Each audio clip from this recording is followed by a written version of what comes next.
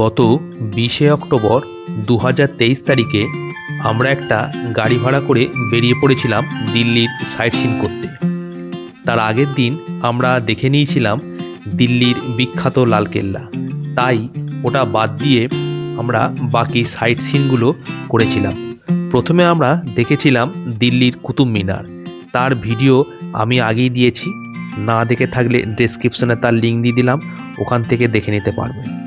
এরপর একদিনে যতটা সাইট সিন সম্ভব ততটা আমরা করেছিলাম, তার ভিডিও আমি এই পর্বে তুলে ধরছি।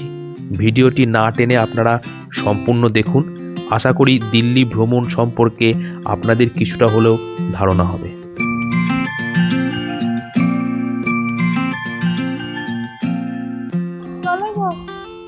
আমরা এখন এসেছি লোদি গার্ডেনে। এই সামনে দেখতে পাচ্ছি এই অংশটা হলো মানে এর প্রধান ইতিহাসটা হলো এখানে সৈয়দ রাজবংশ এবং লোদি রাজবংশের দুটি সমাধিকে কেন্দ্র করেই এই লোদি গার্ডেন। সৈয়দ রাজবংশের আলাউদ্দিন আলম শাহ মোহাম্মদ শাহের স্মৃতি রক্ষার্থে এখানে একটি সমাধি স্মৃতিসৌধ বানায়। এছাড়াও আমরা লোদি মানে যে লোদি পানিপথের প্রথম যুদ্ধ বাবর আর ইব্রাহিম লোদির মধ্যে হয়েছিল, সেই ইব্রাহিম লোদির পূর্বসূরি সিকেন্দার শাহ লোদির সমাধি এখানে আছে। সেই সমাধিকে কেন্দ্র করেই মূলত এই লোদি গার্ডেন।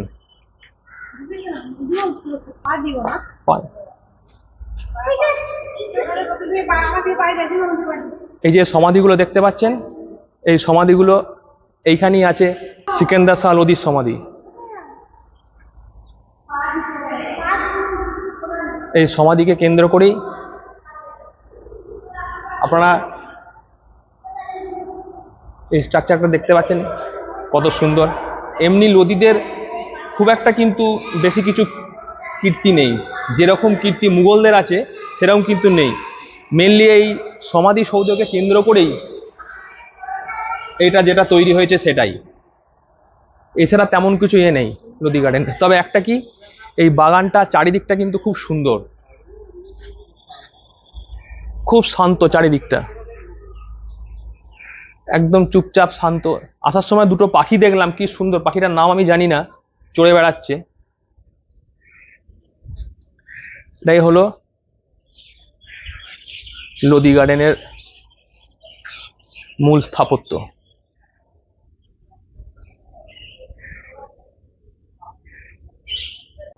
আরেকটা কথা বলে রাখি, আমি এর আগে কুতুব মিনার আর লালকেল্লা যেটা দেখেছি সেটা আমি এএসআই ওয়েবসাইট থেকেই টিকিট কেটে আমি ঢুকেছিলাম। আপনারা এখানে এসেও টিকিট কাটতে পারেন, কোনো অসুবিধা নেই। আমার 35 টাকা করে পড়েছে ওরমই টিকিট। তবে এইখানে যেটা এসছি এটা কিন্তু ফ্রি অফ কস্ট। এখন আমরা এসছি লোটাস টেম্পল দেখার জন্য, লাইনে দাঁড়িয়েছি। কত লম্বা লাইন দেখুন, পুরো লম্বা লাইন চলে গেছে। দেখুন, দেখি কতক্ষণ পরে যেতে পারি। অবশেষে লাইনে দাঁড়িয়ে থাকার পরে আমরা লোটাস টেম্পলে ঢুকলাম। ওই যে দেখা যাচ্ছে লোটাস টেম্পল, আর ওইখানেই যাব, দেখি কি আছে ওখানে। এই লোটাস টেম্পলটা তৈরি হয়েছিল 1986-এ। পারস্য থেকে বাহামতুল্লাহ বলে একজন এসেছিলেন, তিনি সর্বধর্ম বিশ্বাসী ছিলেন এবং তিনি সমস্ত ধর্মকে একসঙ্গে নিয়ে একটা ধর্ম তৈরি করেছিলেন যার নাম হচ্ছে বাহাই ধর্ম। এবং সেই ধর্মে যারা বিশ্বাসী তারাই এই লোটাস টেম্পলে পুজো করেন, তাদেরই জন্য এটা তৈরি সেই লোটাস টেম্পল। আমরা সেখানেই যাচ্ছি।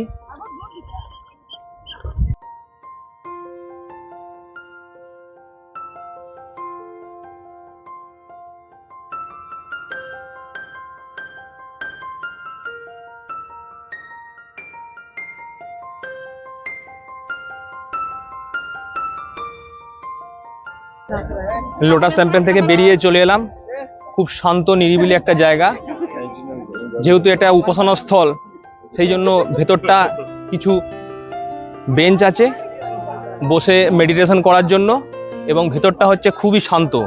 আর ভেতরে কোনো ফটোগ্রাফি ক্যামেরা কোনো কিছুই অ্যালাউ নেই। তো সেই জন্য ভেতরে আমি আপনাদের কোনো কিছু দেখাতে পারলাম না। এরপর আমরা আমাদের দুপুরের লাঞ্চ করে নিয়েছিলাম সন্দোজ বলে একটা রেস্টুরেন্টে। দিল্লিতে রাস্তায় যেখানে সেখানে কিন্তু আপনারা মানে বিশেষ করে যে এলাকাগুলো টুরিস্ট স্পট, সেই এলাকায় কিন্তু সব জায়গায় কিন্তু খাবারের ইয়ে কিন্তু পাবেন না, রেস্টুরেন্ট পাবেন না। আর বাঙালিদের কথা বলছি, ভাত কিন্তু এখানে সব জায়গায় পাবেন না। যে হোটেলে যাবে একটু ভাত, বেশিরভাগ ভাতের হোটেল হচ্ছে ওই পাহাড়গঞ্জ ওই এলাকাগুলো, মানে বেশিরভাগ টুরিস্ট স্পট এলাকাগুলোতে কিন্তু নেই। অবশ্যই খাবার এলো, খাবার খাচ্ছি, খুব ভালো, খুব সুস্বাদু করেছে খাবার। দাম নিতে পারে, কারণ রেস্টুরেন্ট বোঝা যাচ্ছে দাম হবে, কিন্তু খাবারটা খুবই সুস্বাদু, খুবই টেস্টি। এই এখন খাচ্ছি, এরপরে আপনাদেরকে বলছি। এর পরে আমাদের গন্তব্য ছিল মুঘল দ্বিতীয় সম্রাট হুমায়ুনের সমাধি বা হুমায়ুন টুম, যেটা আমরা আগে থেকেই অনলাইনে টিকিট কেটেছিলাম। এখন আমরা এসেছি হুমায়ুন টুম অর্থাৎ হুমায়ুনের সমাধির সামনে। আপনাদের দেখাচ্ছি, সামনেই আছে হুমায়ুন টুম। চারদিকটা খুব সুন্দর।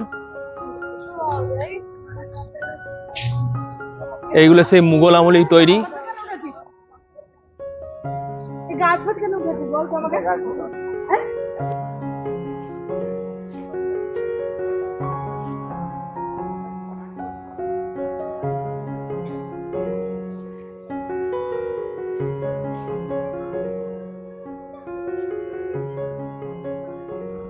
আমি এখন দাঁড়িয়ে আছি হুমায়ুন টুম্বের সামনে, অর্থাৎ হুমায়ুনের সমাধি। ওই যে দেখা যাচ্ছে খুব সুন্দর, একদম লাল বেলে পাথর দিয়ে বানানো, ওপরে গম্বুজটা সাদা, প্লাস তার উপরে কি সুন্দর সোনালী রঙের গম্বুজের উপরে করা আছে। ওটাই হলো হুমায়ুনের সমাধি বা হুমায়ুন টুম্ব।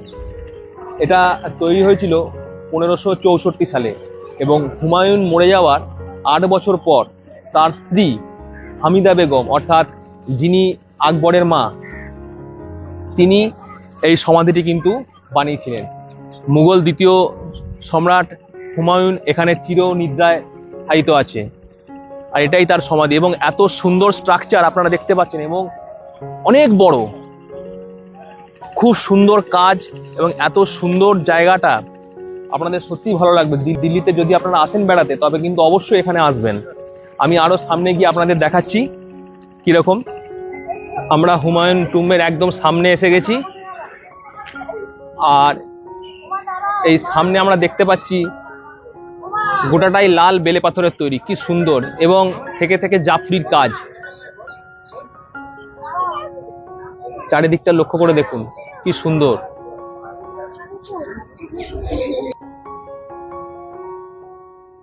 এই সমাধি ক্ষেত্রের পরিসীমা এত বড়, আপনারা কিন্তু চোখে না দেখলে বিশ্বাস করবেন না। আর এই সমাধি ক্ষেত্রের ওপরে উঠতে গেলে আপনাদেরকে চড়তে হবে অনেক কটা সিঁড়ি।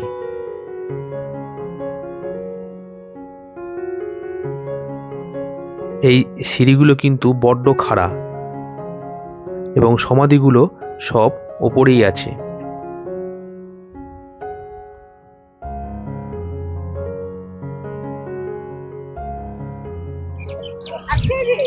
এই সমাধির পরবর্তীকালে মুঘল সাম্রাজ্যে যতগুলো স্থাপত্য হয়েছিল, তার প্রাথমিক ইন্সপায়ার হচ্ছে এটাই। এর থেকে দেখেই এর পরবর্তীকালে সমস্ত স্থাপত্য কিন্তু তৈরি হয়েছিল। অসাধারণ, এক কথায় বলতে গেলে অসাধারণ। লাল বেলে পাথর দিয়ে তৎকালীন যুগে 1500 শতকের এত সুন্দর কাজ। তবে এর পরবর্তীকালে সাজানো সমস্ত স্থাপত্যে এর থেকেও আরো সৌন্দর্য দেখা যায়, কিন্তু প্রাথমিক স্থাপত্যের সৌন্দর্যীকরণ এটাকেই বলা যায়।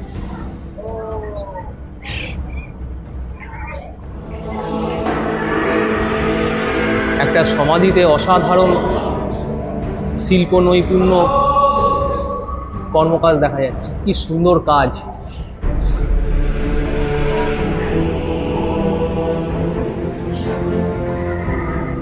এগুলো সবই কিন্তু পাথর খোদাই করে কিন্তু বসানো। কত সুন্দর কাজ।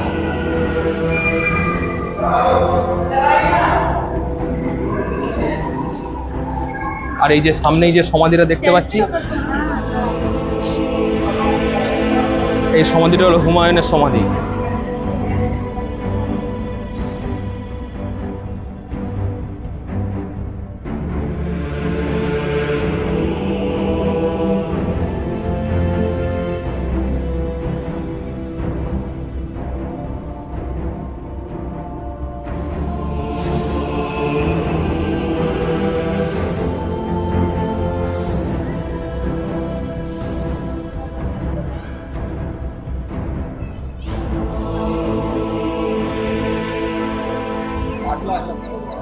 এই হুমায়ুন টুমের ভিতরে যে শুধুমাত্র হুমায়ুনের সমাধি আছে তা নয়, এখানে আমরা যে সমাধিগুলো দেখালাম, এখানে হুমায়ুনের স্ত্রী হামিদা বেগমের সমাধি আছে, এছাড়া শাহজাহানের জ্যেষ্ঠ পুত্র দারা শিকোর সমাধি আছে, এছাড়াও ওই সাইড দিয়ে আরও গাদা সমাধি আছে যেগুলো আমি সবার নাম জানি না, কিন্তু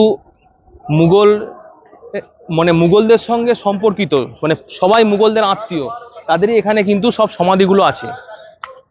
এবং সেগুলো ভেতরেও অনেক সমাধি আছে দেখলাম, সেটা বাইরেও অনেক কটা আছে। এখন আমি দাঁড়িয়ে আছি ঈসা খানের সমাধির সামনে। এই ঈসা খান ছিলেন শেরশাহ সুরির একজন বিশ্বস্ত সেনাপতি, সেই ঈসা খানের সমাধি এটা, তার সামনেই। এখন দেখি ভেতরে যাই, কেমন দেখে আসি। এর আগে ওইদিকে হুমায়ুনের সমাধিটা দেখে এলাম, দারুণ। দেখি এটা কিরকম।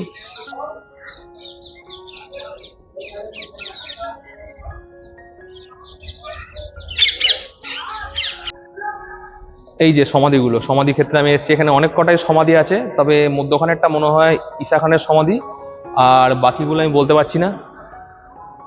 এখানে যে এলাকাটা আছে, এই গোটা এলাকাটাতে প্রচুর পরিমাণে সমাধি, মানে এই জায়গাটা তৈরি করা হয়েছিল মনে হয় সমাধি ক্ষেত্র হিসেবে।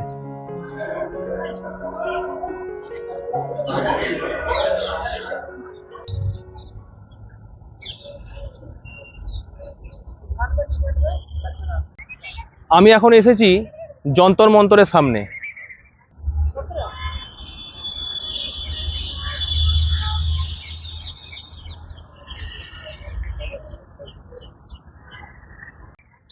এই যে পুরো গোটা এলাকাটা দেখুন, এইদিকেও আছে যন্তর মন্তর। এই যন্তর মন্তর কিন্তু তৈরি করেছিলেন জয়পুরের রাজা দ্বিতীয় জয়শাহ। তিনি 1724 খ্রিস্টাব্দে এরকম 5টি যন্তর মন্তর তৈরি করেছিলেন। একটা উজ্জয়িনী, একটা বেনারসে, একটা দিল্লি, একটা মথুরা, আর একটা জয়পুরে।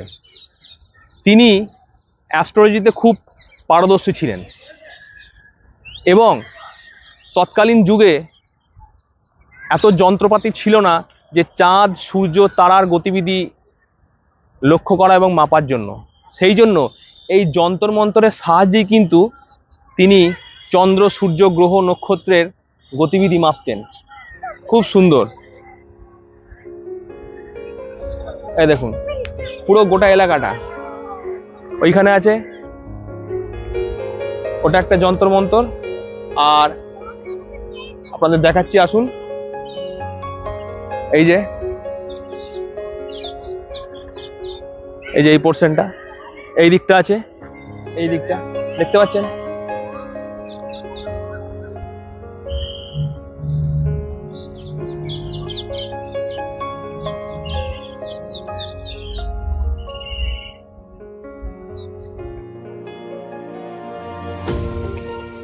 আমরা এখন যে আন্ডারগ্রাউন্ড রোডটা ধরে যাচ্ছি, এই রোডটার দুপাশটা দেখুন একবার, কি দারুণ সাজানো একদম। এই আন্ডারপাসটা এবছরই নতুন হয়েছে। এই আন্ডারপাসটার নাম হলো প্রগতি ময়দান ট্রানজিট করিডোর। এটা মূলত সেন্ট্রাল, সাউথ ইস্ট আর নিউ দিল্লিকে কানেক্ট করেছে। আর আমরা এই রোডটা ধরেই এখন রাষ্ট্রপতি ভবন এবং ইন্ডিয়া গেট যাচ্ছি।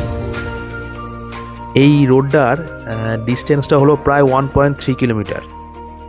আর এবছরই জুন মাসে প্রধানমন্ত্রী নরেন্দ্র মোদী এটা উদ্বোধন করেন। G20 সম্মেলনের জন্যই এটা করা হয়েছিল। আমি এখন দাঁড়িয়ে আছি রাষ্ট্রপতি ভবনের সামনে। রাত হয়ে গেছে বলে দেখুন খুব সুন্দর কালারিং লাইট দিয়ে ডেকোরেট করা হয়েছে। এখানে আপনারা আগে থেকে টিকিট কেটে আসলে আপনারা ভেতরে ঢুকতে পারবেন। আর ওই যে সোজা দেখা যাচ্ছে ওই যে ওইটা হচ্ছে পুরনো পার্লামেন্ট ভবন। আর এইদিকে হয়েছে নতুন পার্লামেন্ট ভবন।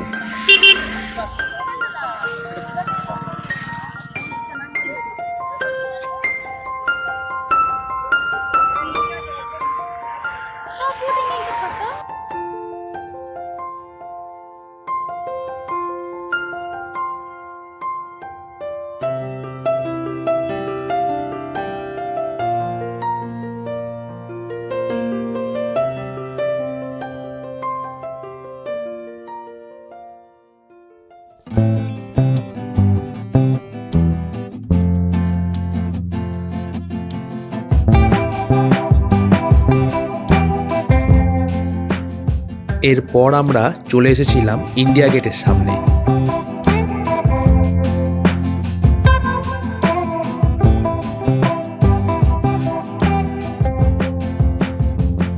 উনিশশো সালে 42 মিটার উঁচু এই ইন্ডিয়া গেটটি তৈরি হয়।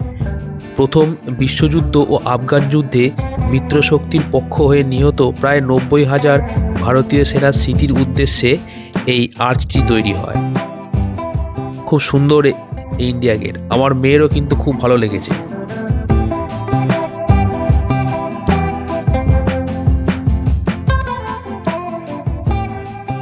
এই সন্ধ্যাবেলায় ইন্ডিয়া গেট চত্বরের পরিবেশটা কিন্তু বেশ মনোরম, বেশ একটা পিকনিক ভাব। ওই যে সামনে দেখা যাচ্ছে নেতাজির মূর্তি। এই মূর্তিটি রিসেন্টলি বসানো হয়েছে, আগে কিন্তু এখানে নেতাজির মূর্তি ছিল না। দেখে খুবই ভালো লাগছে এই নেতাজির মূর্তি। আর এই হলো ইন্ডিয়া গেট।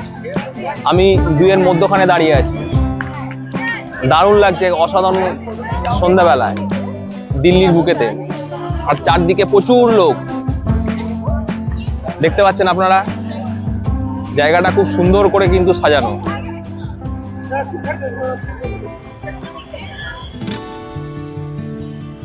আর এরপর আমরা চলে এসেছিলাম আমাদের শেষ গন্তব্য স্বামীনারায়ণ অক্ষরধাম টেম্পেলে। স্বামীনারায়ণের স্মরণে 2005 সালে প্রায় 100 একর জায়গা জুড়ে এই সুবিশাল মন্দিরটা কিন্তু প্রতিষ্ঠা করা হয়েছিল। দিল্লি বেড়াতে এলে আপনারা কিন্তু অবশ্যই এখানে আসবেন। আর এটা খোলা থাকে সকাল 10টা থেকে বিকেল 6:30 অবধি, এবং ঢুকতে এখানে এর কোনো এন্ট্রি ফি লাগে না। ওই যে দেখা যাচ্ছে স্বামী অক্ষরধাম টেম্পল, কিন্তু ভেতরে কোনো মোবাইল ফোন, কোনো কিছু সেলফি স্টিক তো নয়, মোবাইল ফোন এমনকি যা কিছু লোহার জিনিস থাকবে এমনকি বেল পর্যন্ত খোলা করাচ্ছে। সেই জন্য ভেতরে ঢুকে ভিডিও করতে পারিনি, তো বাইরের থেকে আমি তুলে আপনাদের দেখালাম।